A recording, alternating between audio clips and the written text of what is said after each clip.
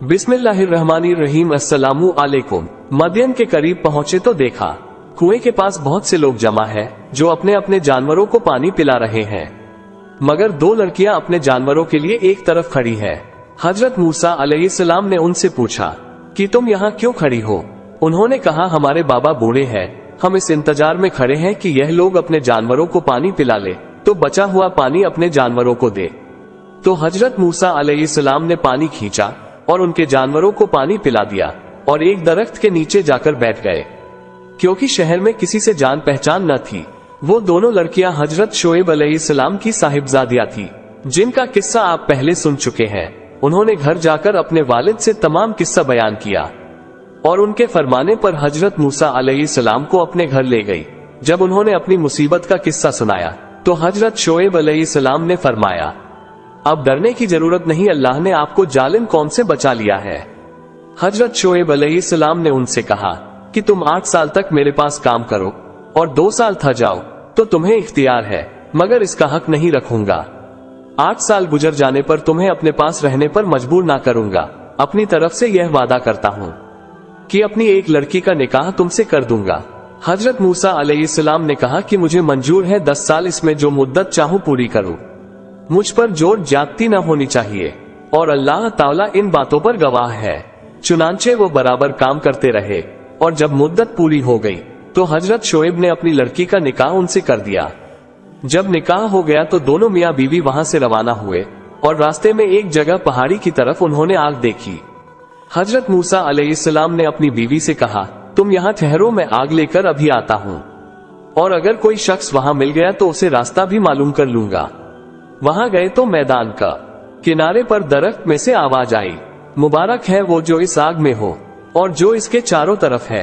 तुम तुआ के मैदान में हो, अपने जूते उतार दो, मैं बड़ी दानई वाला अल्लाह हूँ, तमाम जहान का और तुम्हारा पालने वाला। मैंने तुम्हें पैगंबरी के लिए चुन लिया है। जो कुछ कहता हूँ उसको सुन, मेरी इबादत कर और मेरी याद की खातिर नमाज की पाबंदी कर, बेशक कियामत आने वाली है। मूसा अलैहिस्सलाम, तुम्हारे हाथ में क्या है?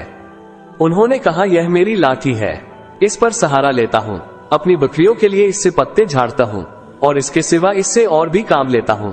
अल्लाह ताला ने हुक्म दिया कि इस लाठी को जमीन पर डाल दो। जो डाली तो वो सांप की तरह दौड़ती हुई दिखाई दी। इस पर वो डर गए।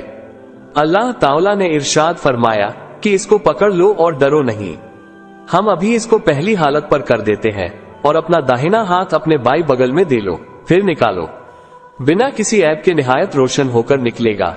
ये दूसरी निशानी होगी ताकि हम तुमको अपनी कुदरत की बड़ी निशानियां में से बाज निशानियां दिखा दे। इन दोनों निशानियों के साथ साथ अल्लाह ने हजरत मूसा अलैहिस्सलाम को फिरौन के पास भेजा और फरमाया, इस मुल्क में फिरौन ने फसाद फैला रखा है और सरकशी पर कमर बांध रखी है। आपने फरमाया कि मुझे डर है कि वो मुझे झूठलाएगा। मैंने उसके एक आदमी को मार दिया था, अब वो मुझे मारने की कोशिश करेगा। मेरा जी रुकता है, मेरी जुबान खोल कि लोग मेरी जबान समझ ले और मेरे भाई हारून को भी मेरे साथ कर दे कि मुझे कुव्वत मिले।